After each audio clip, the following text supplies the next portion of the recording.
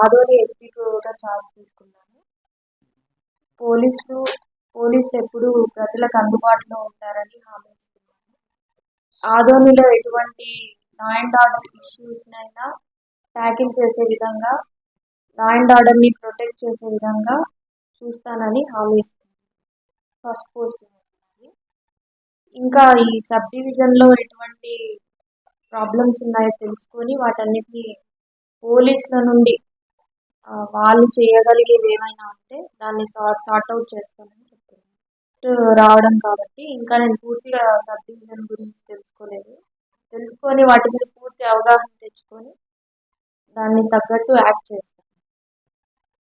యువత చెడు వ్యసనాలకు బానిస అవ్వకుండా వాళ్ళకి ఏ స్ట్రీమ్లో అయితే వాళ్ళు ఎడ్యుకేషన్ తీసుకుంటున్నారో అది కంప్లీట్ చేసుకొని వాళ్ళు ఒక మంచి కెరీర్ ఆపర్చునిటీస్ వెతుక్కొని ఒక రెస్పాన్సిబుల్ సిటిజన్గా వ్యవహరించాలని కోరుకుంటున్నాను.